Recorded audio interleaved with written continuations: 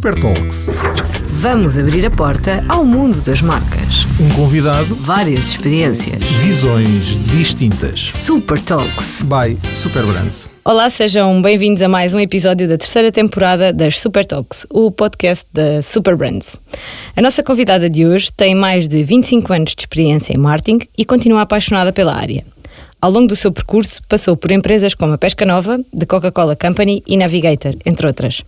Em 2017 lançou o Departamento de Marketing Portugal, uma empresa de consultoria e outsourcing de marketing, da qual é CEO e cofundadora. É também criadora do CMO Club e do podcast Walking Meeting, espaços de reflexão sobre liderança e estratégia.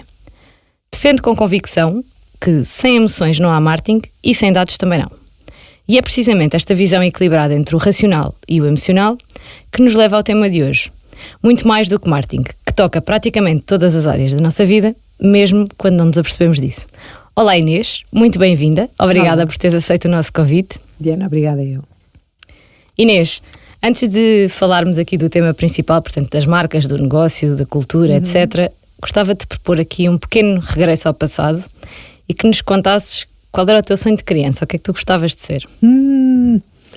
Qual era o meu sonho de criança? Não sei dizer. Diz ao nível da profissão, tipo o que é que eu gostaria Sim. de ser. Acho que na verdade nunca tive nada muito bem definido. Lembro perfeitamente de sentir sempre que nos pedem decisões cedo demais na nossa carreira, quando ainda sabemos poucas coisas, e mais do que saber, sem experimentar. Eu acho que é melhor experimentar primeiro e decidir depois, e acho que foi assim que me apaixonei pelo marketing. Portanto, o marketing não estava decididamente nos meus sonhos, pelo menos de forma consciente. Partindo desse princípio, como é que, fala-nos um bocadinho do teu percurso e como é que surgiu a ideia de criar o departamento de marketing? Olha, o departamento de marketing faz 10 anos este ano, a verdade é essa, já passou uma década.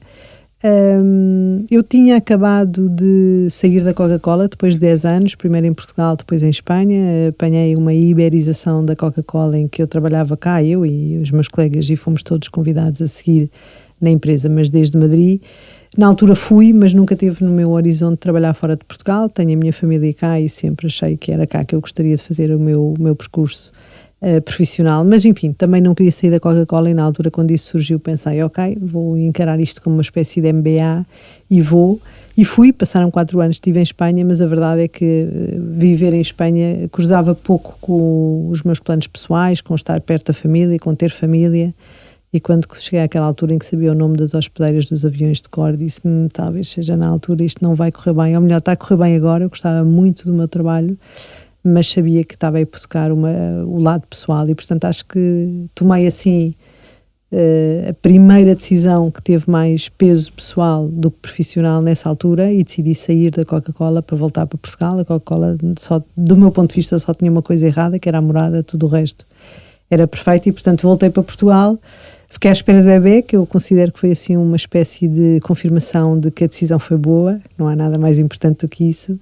E depois comecei à procura de trabalho e na altura o Tiago Lemos, que é também um ex-Coca-Cola, tinha acabado de criar o departamento de marketing em Espanha e um dia liga-me com esta frase, ipsis verbis, diz: Inês, e se fizéssemos do departamento de marketing uma multinacional? Eu geria Espanha, tu gerias Portugal, o que é que achas disso?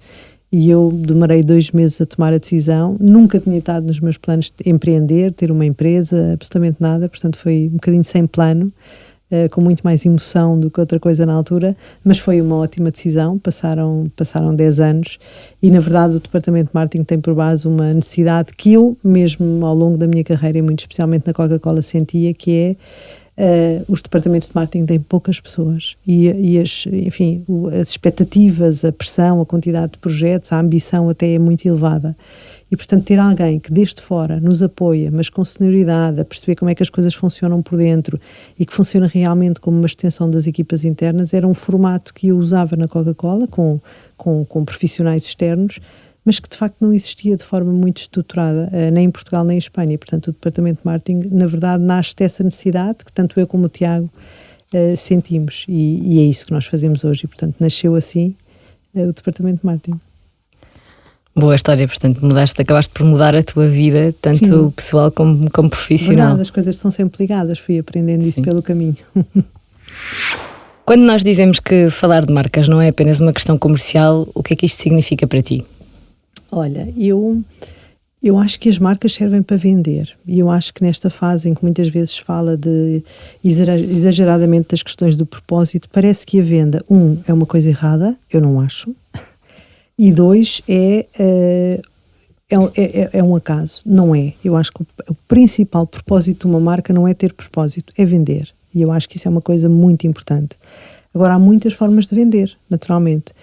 Eu gosto das formas de vender em que a venda é uma consequência de teres analisado bem o teu consumidor, é uma consequência de teres inovado, é uma consequência de teres uma boa equipa interna, é uma consequência de uma boa estratégia, é uma consequência de uma boa análise. Portanto, quando é assim, a venda aparece lá no fim quase como se fosse aparece como uma consequência e não como uma coisa que vamos a direito, e que, portanto, eu acho que as marcas perderam essa perspectiva mais comercial. Entendo perfeitamente essa frase, porque passaram a vender de formas diferentes, mas eu acho que o objetivo da venda está lá sempre, e do meu ponto de vista tem que estar, senão isto seria uma ONG, e portanto a marca existe uma marca é um ativo e existe para gerar valor, e esse valor gera-se através da venda.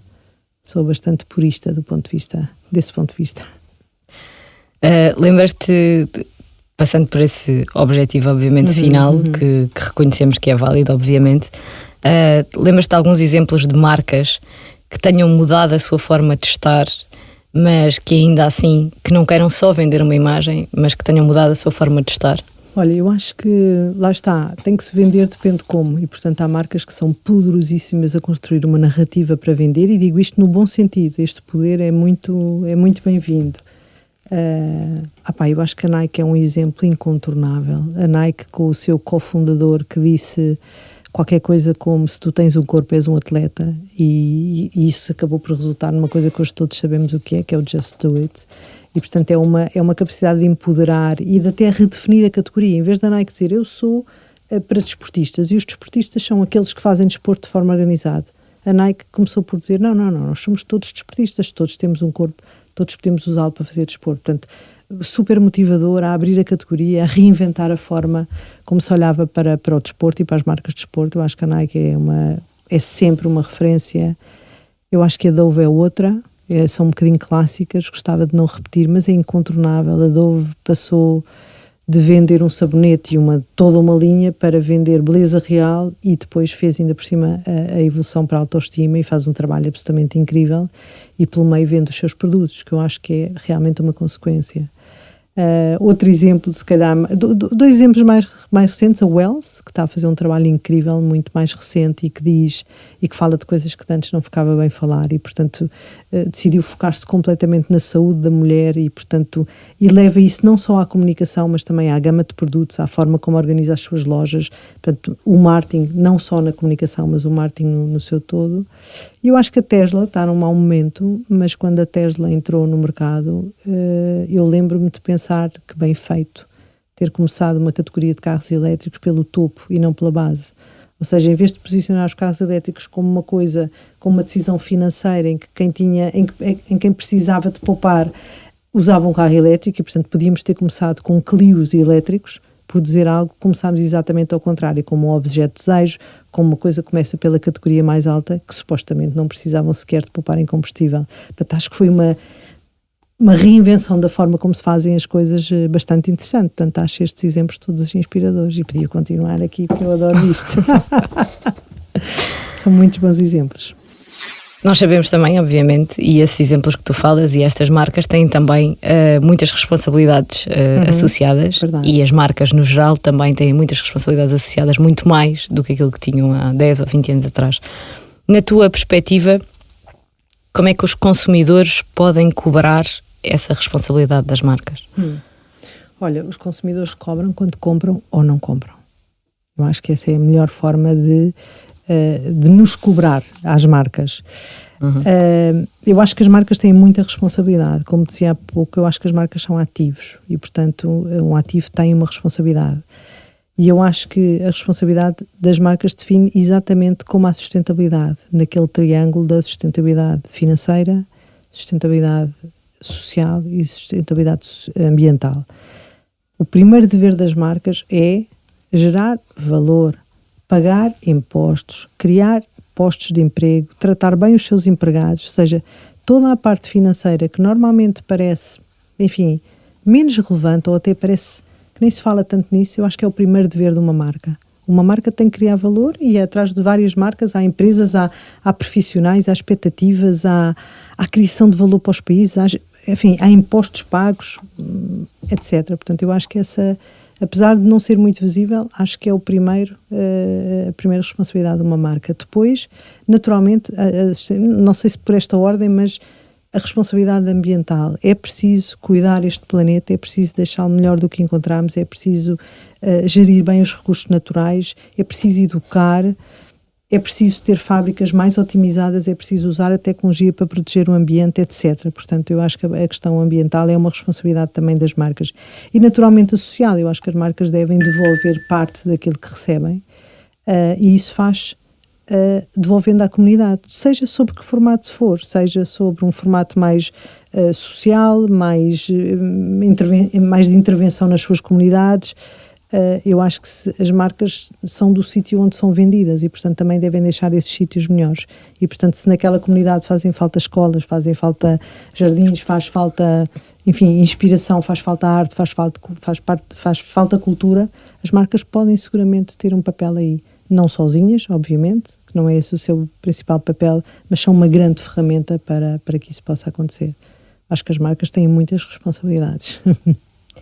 Continuando nesta questão das responsabilidades e naquilo que nós ouvimos muito hoje em dia, que é o walk the talk, como é que tu achas que as marcas podem equilibrar esta questão da autenticidade, não é? E oportunismo ao mesmo tempo, especialmente quando entramos aqui, como estavas a falar, da sustentabilidade social e da sustentabilidade ambiental, especialmente quando entramos nestes temas sociais e culturais, como é que tu achas que este equilíbrio se pode manter?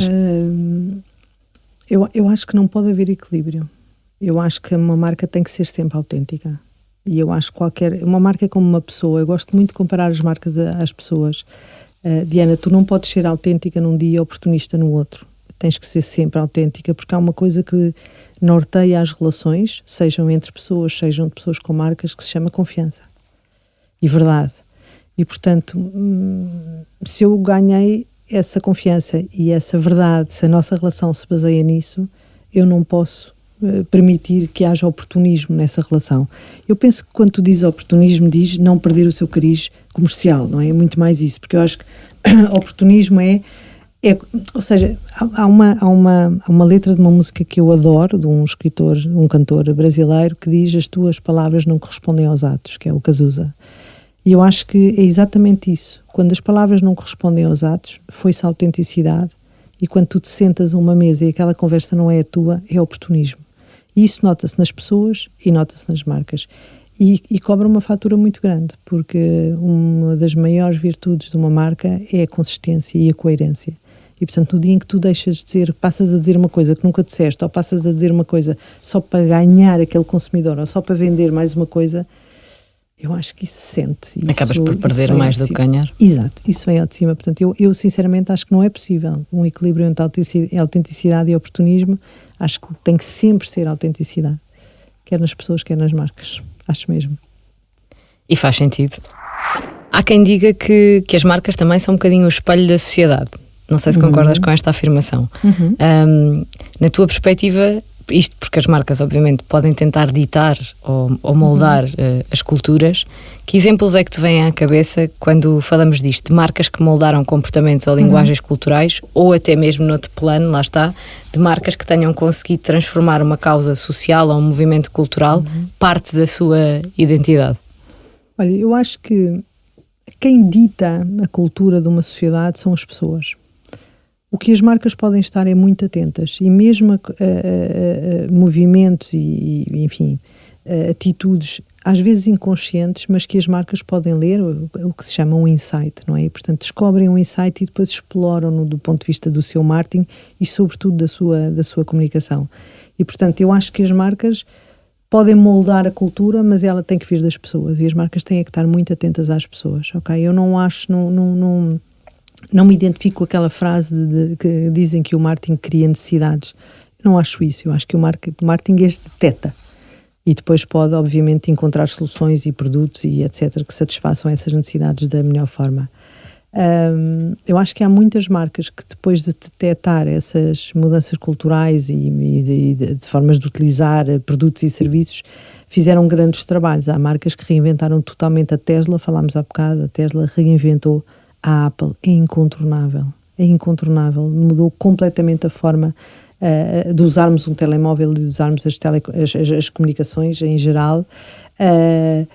Mais exemplos de marcas que possam ter mudado. Eu acho que a Nike também mudou um bocadinho, aquilo que falávamos há bocado, mas enfim, acho que todas estas são bons exemplos de marcas que estiveram atentas às pessoas e deram uma resposta. E depois foram, obviamente, andando por esse caminho fora e construindo os seus territórios e tornando mais fortes. Também é verdade que os podem mudar, ou seja, uma marca também pode estar em determinado território e depois acrescentar outros ou ir mudando. Isso não significa que não seja autêntica ou que não esteja a acompanhar a cultura. Antes, pelo contrário, significa que está, obviamente, viva e dinâmica nesse acompanhamento. Não sei se respondi exatamente à questão. Respondeste, sim.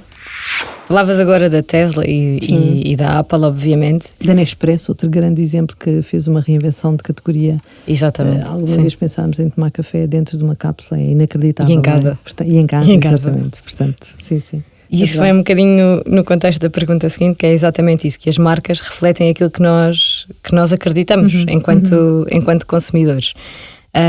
Tu acreditas que as marcas se tornaram uma forma de identidade das pessoas? Acredito. Eu acho que as marcas têm o dom de até nos organizar.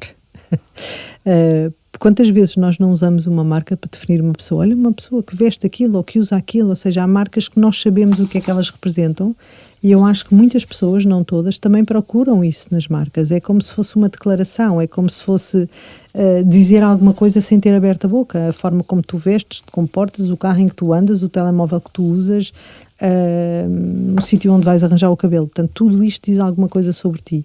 Há pessoas que gostam especialmente disso e fazem-no mais propositado e há pessoas que o fazem de forma mais discreta, mas seguramente as marcas são identificação pura. São mesmo. Portanto, refletem exatamente aquilo que são as nossas vontades, os nossos desejos. Sim. E a forma como nós nos expressamos. E as marcas que entendem bem isso organizam tribos e comunidades mais do que consumidores, não é? Acho isso uma coisa muito relevante. Nesse sentido de tribo, como é que tu achas que as marcas criam esta ligação emocional com os consumidores?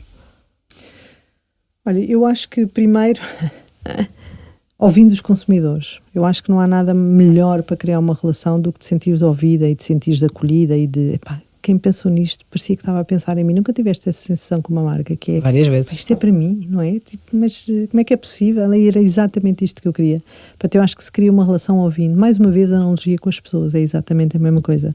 Há uma frase do mundo das vendas que eu gosto especialmente, que é: se falares demasiado no primeiro encontro, não vai haver segundo. Ou se falares demasiado sobre ti. E portanto imagina uma marca que está no primeiro encontro contigo e a única coisa que faz é falar e gabar-se e enfim, super autocentrada. Provavelmente vais dizer: esta nem sequer tentou perceber quem eu sou, nem sequer me deixou falar.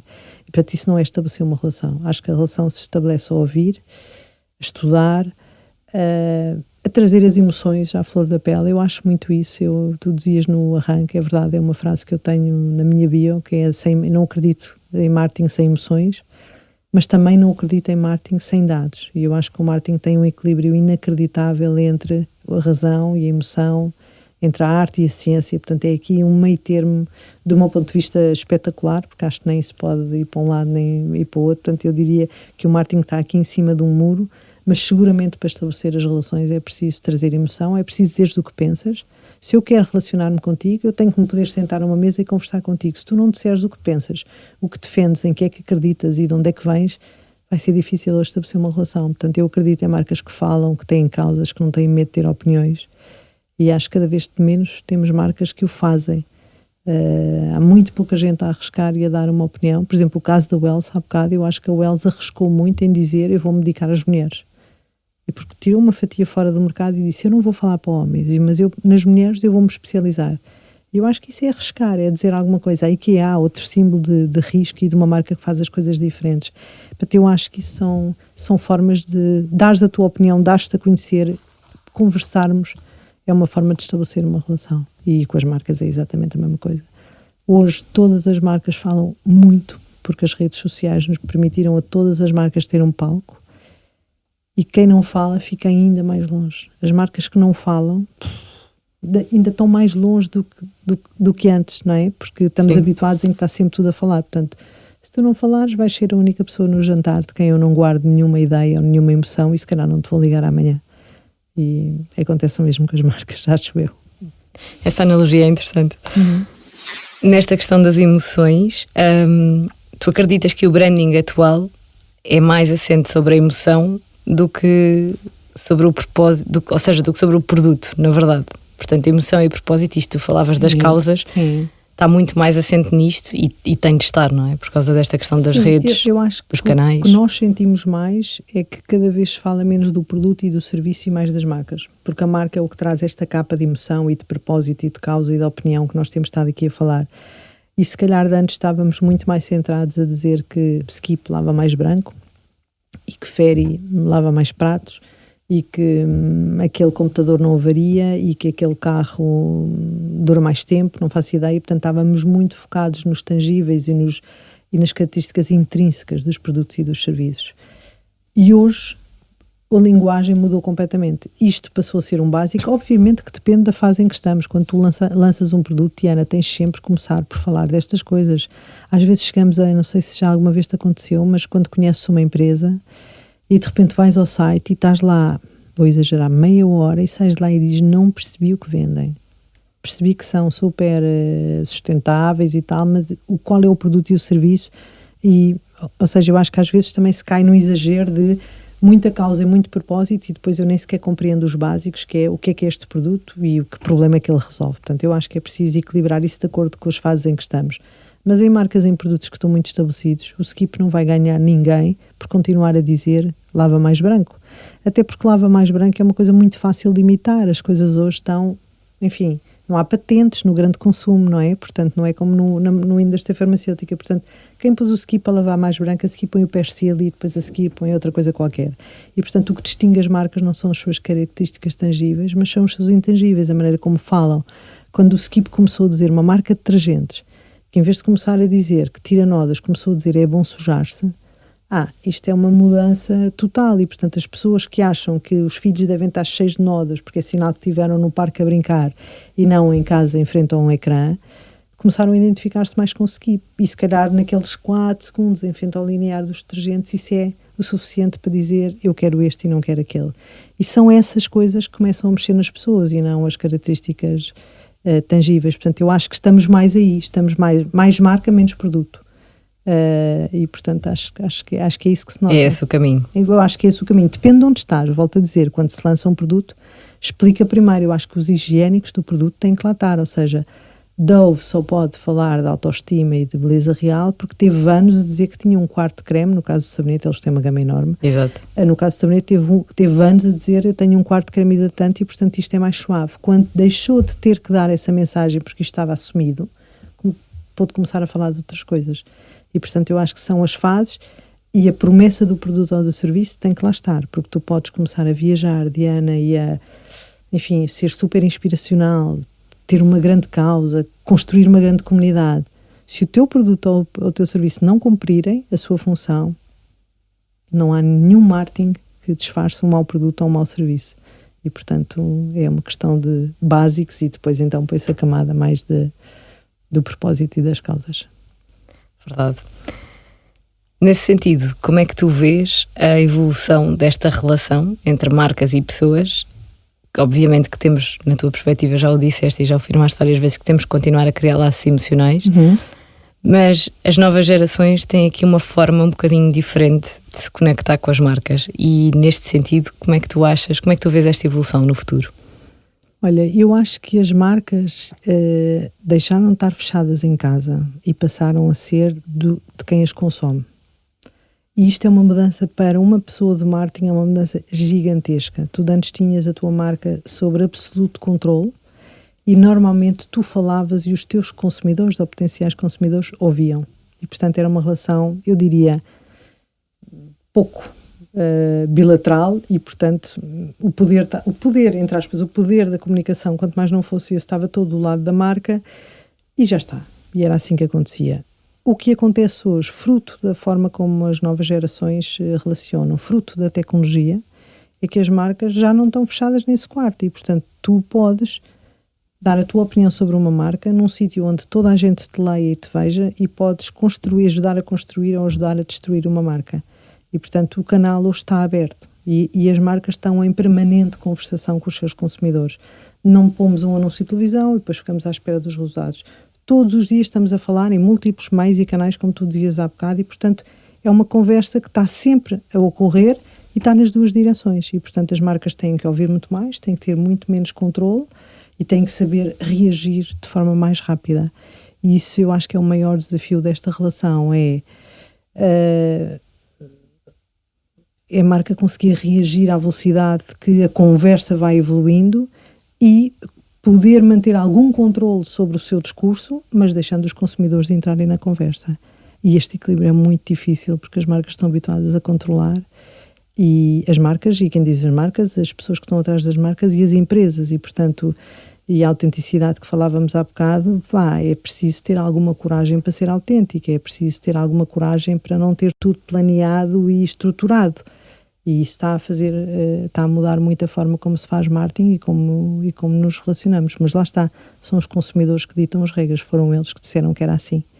É a tal cobrança das responsabilidades. Exatamente, portanto temos que saber jogar este jogo, e ainda bem, eu acho que é um jogo bastante mais divertido do que o jogo unilateral, mas é muito exigente, naturalmente que é muito exigente. É uma dinâmica diferente. Sim. Exatamente, é always on. Nós estamos quase a chegar aqui ao fim desta nossa conversa. Se tu pudesses escolher uma marca que te inspira, não pelo produto, lá está, mas pelos valores, qual seria e porquê? Quanto tempo é que temos? Que tu quiseres. Olha, eu acho que há muitas marcas inspiradoras. Eu digo-te algumas, se calhar já disse algumas durante esta conversa, mas eu acho que o que mais me inspira é ver empresas que tratam bem o marketing. Essa é a primeira coisa. Porque é com um bom marketing e com boas equipas de marketing temos marcas mais fortes, mais alinhadas com os consumidores querem, mais duradouras, mais consistentes, mais capazes de manter esta conversação. Portanto, inspiram-me pessoas empresas que sentam o marketing na mesa dos grandes, como nós costumamos dizer. Isso é uma coisa que me inspira. Inspiram-me profissionais de marketing que leram os mesmos livros e estudaram nas mesmas faculdades, mas que arriscam a fazer diferente e arriscam a questionar. E eu acho que isso hoje é cada dia mais difícil de encontrar. Diana, no outro dia estava numa conferência qualquer em que ouvia grandes marketeers a dizer: na nossa empresa tudo o que vai para a rua é pré-testado antes. E isso é uma coisa, enfim, é mesmo diminuir o risco ao mínimo. E eu acho que as empresas fogem do risco como o diabo da cruz, mas as marcas que arriscam petiscam. E, portanto, profissionais de marketing que são capazes de arriscar e encontrar rumos diferentes para as suas marcas inspiram-me profundamente. Eu acho que te disse algumas das marcas.